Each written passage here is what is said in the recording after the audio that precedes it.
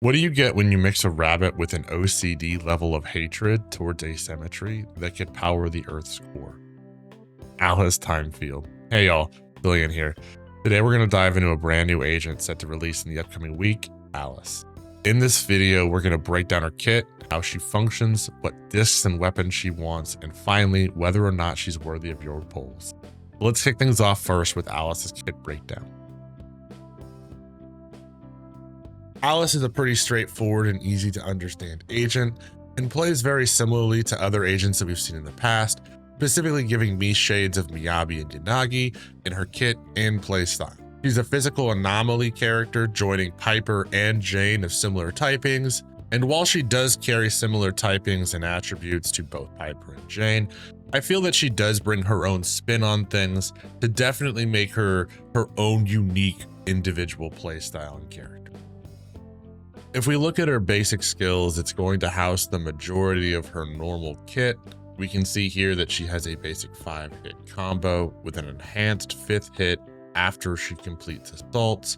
This is going to be imperative for us to kind of weave into her combos, and her kit actually makes this quite easy, as almost everything in her kit actually does allow us to automatically jump into that 5th hit. She's also a resource generation and spending playstyle type of character. Her resource generation will be called Blade Etiquette. Luckily for us, it's actually generated from almost everything that she does, so it's not super imperative for us to be aware of everything that we're doing playstyle wise to make sure that we're generating this as efficiently as possible, as it will be generated both passively and actively as we play our characters.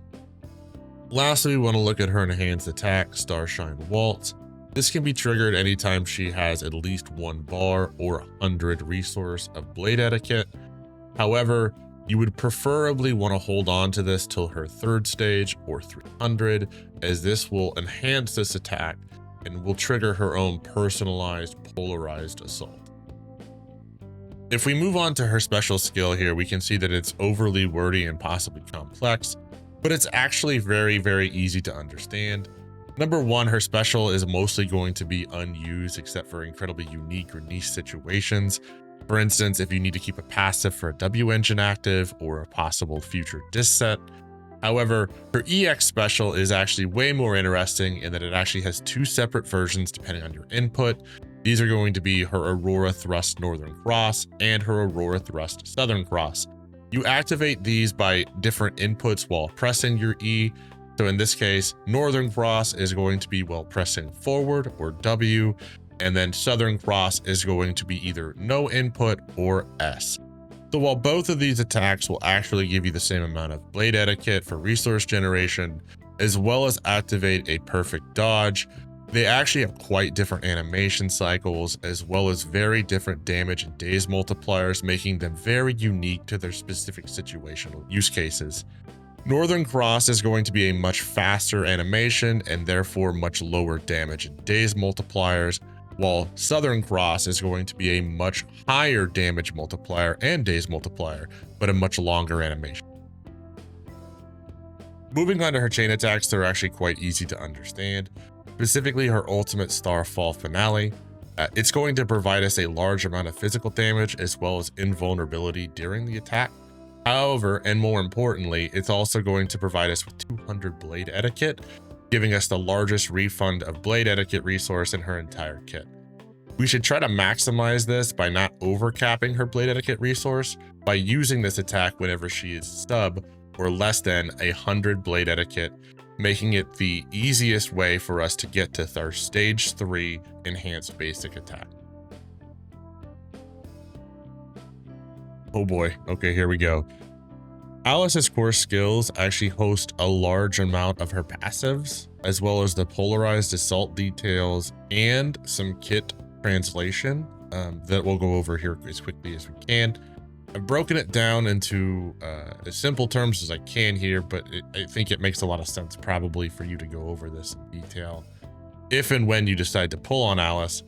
But the TLDR here is going to be that her core skill activates her passive ability to do damage through physical anomaly application off field, disorder damage amplifications, Blade Etiquette generation through attacks, assaults, and disorders, and help with anomaly buildup rate via her assaults. It's also going to host the polarized assault details, as that is a very specific thing to her kit and her kit alone.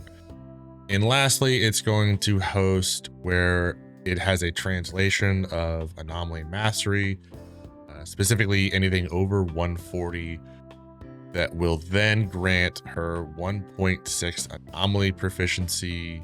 So as you can see here, her core skills actually contain a large portion of both her passive abilities, unique abilities, and or core functionality that makes her her own agent.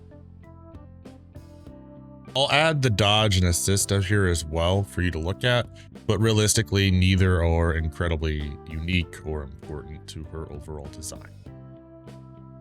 Moving on to the disc drive and weapons section of this guide, Alice's best 4-piece will be the Fanged Metal set.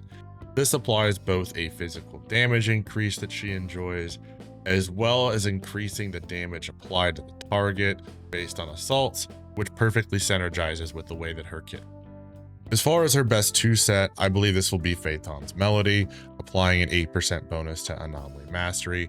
I believe this will be the best 2 set, purely because Anomaly Mastery works perfectly with the fact that she's an anomaly agent, and also the fact that her core passive allows her to take Anomaly Mastery and translate that into Anomaly Proficiency, effectively allowing her to double dip within this specific stat. As far as alternatives, there really isn't anything that comes close to the 4-piece Fanged Metal set, so that's going to be a requirement. However, as far as the 2-piece set goes, you do have a few options. Both Freedom Blues and Astral Voice work very well, and in fact won't significantly impact or alter your team damage or clear times. So while Phaethon's Melody is the best case scenario, if you have very good substats in either Freedom Blues or Astral Voice, please feel free to throw either of those on, as they'll work just fine. As far as my recommendations for stat priorities, I recommend an Anomaly Proficiency main stat disc in slot 4, a Physical Damage main stat disc in slot 5, and an Anomaly Mastery main stat disc in slot 6. 6 and 4 to me feel a little bit required. I don't think that there's a lot of leeway specifically with what you can put in there as an alternative. However, slot 5 does have a little leeway.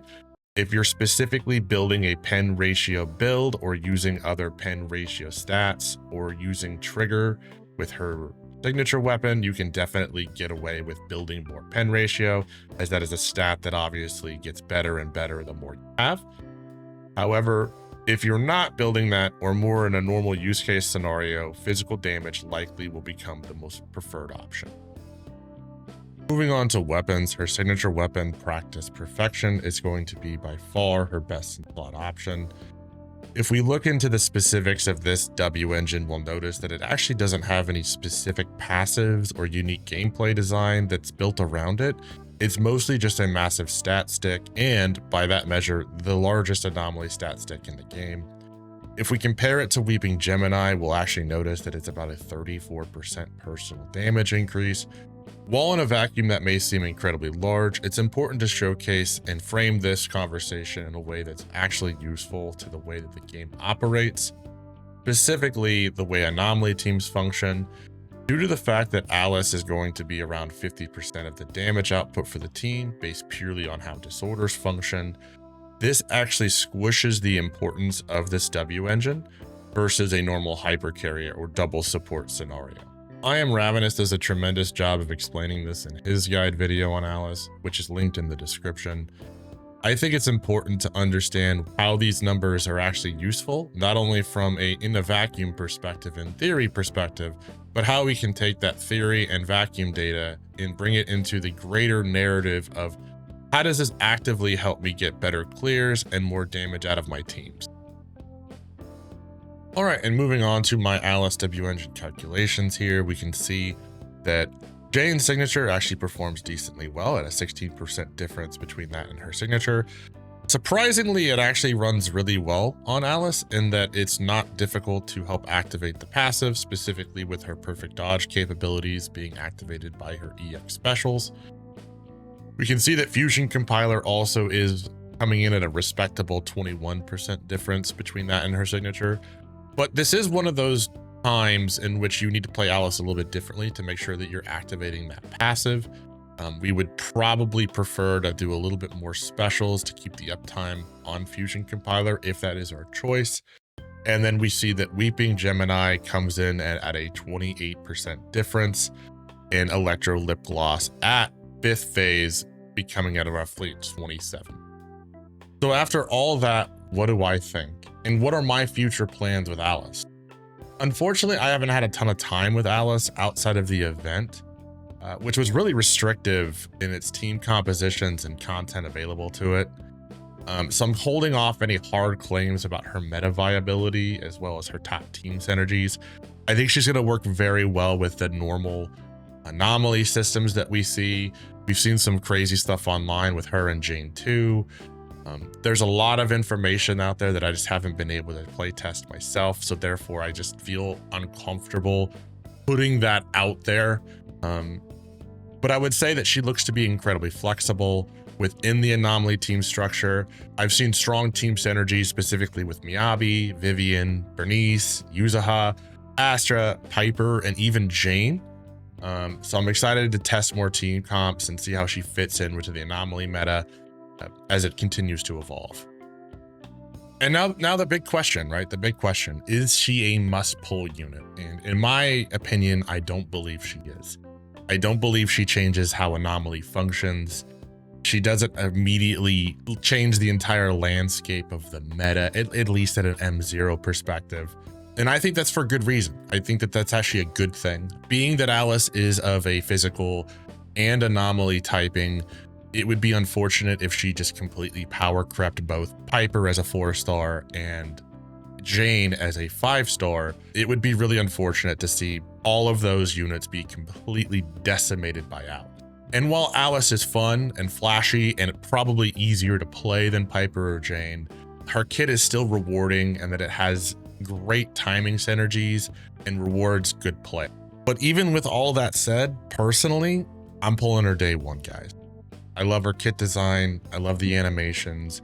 I loved her role in the 2.1 story content. I'm in love with the Spook Shack faction. I think it's great. Especially her dynamics with Yuzuha were just so well done.